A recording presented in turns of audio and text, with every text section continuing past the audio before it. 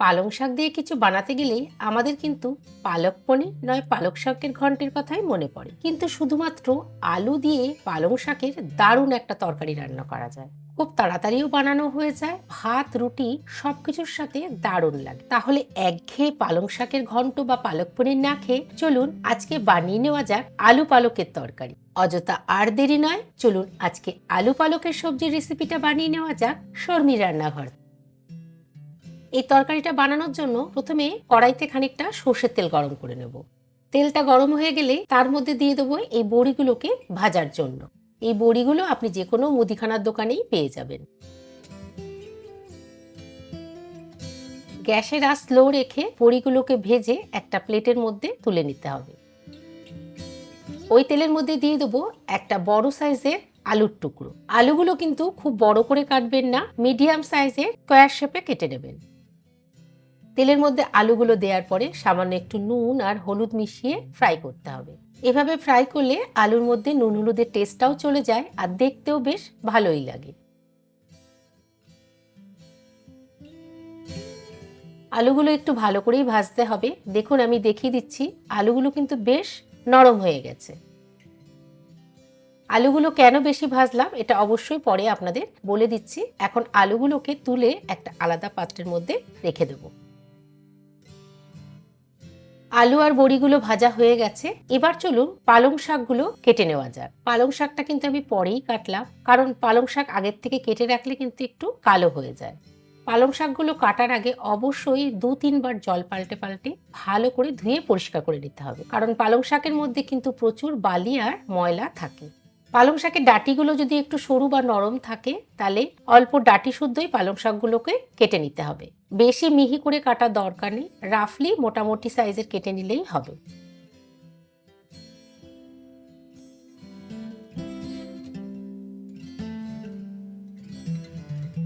পালং শাকগুলো কাটা হয়ে গেছে। এবার কড়াইয়ের মধ্যে 4 থেকে 5 চামচ সর্ষের তেল নিয়ে নেব। তেলটা যখন বেশ ভালো গরম হয়ে যাবে তার মধ্যে ফোড়ন হিসাবে দিয়ে দেবো জিরে ফোড়ন, মিশিয়ে দেবো সামান্য একটু হিং, তার মধ্যে দিয়ে দেবো একটা বড় সাইজের পেঁয়াজের স্লাইস। পেঁয়াজটাকে একটু হালকা ফ্রাই করে নিতে হবে। পেঁয়াজ যখন বেশ হালকা ব্রাউন কালার হয়ে আসবে তখন তার মধ্যে দিয়ে দেবো একদম মিহি করে কুচানো রসুন। রসুন কিন্তু এখানে বাটা দেওয়া যাবে না, রসুনটাকে এইভাবে একদম মিহি করে কুচিয়ে নিলেই ভালো হবে। রসুন ভাজার যে সুন্দর একটা গন্ধ বেরোবে তার মধ্যে দেব সেম প্রসেসে কুচো করে রাখা আদা। রসুন আর আদাটাকে মিহি করে কুচিয়ে এই জন্য দিলাম, যখন পালং শাকটা আপনি খাবেন দেখবেন ছোট ছোট এই আদা রসুনের ক্রাঞ্চগুলো মুখে পড়বে, খেতে দারুণ লাগবে। আদা রসুনটা হালকা ফ্রাই হয়ে গেলে তার মধ্যে মিশিয়ে দেবো কাঁচা লঙ্কা কুচি। লঙ্কাটা আপনি আপনার স্বাদ অনুযায়ী ব্যবহার করবেন। এবার এর মধ্যে দিয়ে দিতে হবে একটা টমেটো কুচি। টমেটোটাও চেষ্টা করবেন একটু ছোট ছোট করে কেটে নেওয়ার। স্লো আছে টমেটোটাকে ভালো করে নাড়াচাড়া করতে হবে আদা রসুনের কুচির সাথে। এই সময় কিন্তু এর মধ্যে স্বাদ মতো নুনটা মিশিয়ে দিতে হবে। যখন বেশ একটু নরম হয়ে আসবে তখন তার মধ্যে দিয়ে দেবো 1 চামচ হলুদ গুঁড়ো, আর 1 চামচ ধনে গুঁড়ো, আর 1 চামচ লাল লঙ্কার গুঁড়ো। মশলাগুলো ভালো করে মিশিয়ে নিতে হবে। মশলাগুলো যখন হালকা ফ্রাই হয়ে যাবে তার মধ্যে মিশিয়ে দেবো সবুজ মটর। মটর এমনিতেই খুব নরমই থাকে, বেশি ভাজার দরকার পড়ে না। মটরগুলো দেওয়ার পরে এর মধ্যে মিশিয়ে দেবো একটু নারকোল কোড়া। এটা অপশনাল, আমার কাছে ছিল আমি ব্যবহার করেছে, আপনার কাছে না থাকলে এটা আপনি স্কিপও করতে পারেন, ব্যবহার নাও করতে পারেন। সব মশলা যখন হালকা কষানো হয়ে যাবে তখন কেটে রাখা পালং শাকগুলো এই মশলার মধ্যে দিয়ে দিতে হবে। দেখুন বেশিক্ষণ আগে তো কেটে রাখিনি, তাই পালং শাকের কালারগুলো কিন্তু ঠিক একই রকম আছে। স্লো আছে পালং শাকগুলো মশলার সাথে খুব ভালো করে কষাতে হবে।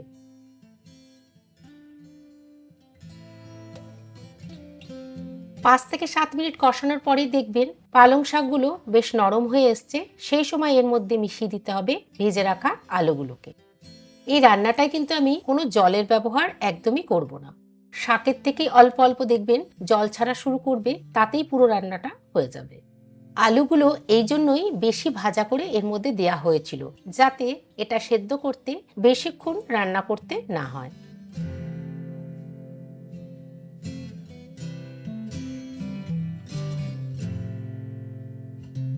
আরও একবার দেখিয়ে দিচ্ছি, আলু কিন্তু খুব ভালো করে সেদ্ধ হয়ে গেছে। এবার এর মধ্যে মিশিয়ে দেবো ভেজে রাখা বড়িগুলো। বড়িগুলো দিয়ে একবার ভালো করে সবকিছু মিশিয়ে নেব।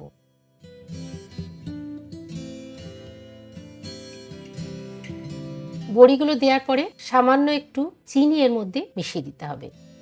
চিনিটা মেশানোর পরে দেখবেন হালকা একটু জল ছাড়া শুরু হবে, সেই জন্য আরও কিছুক্ষণ এই তরকারিটাকে নাড়াচাড়া করতে হবে।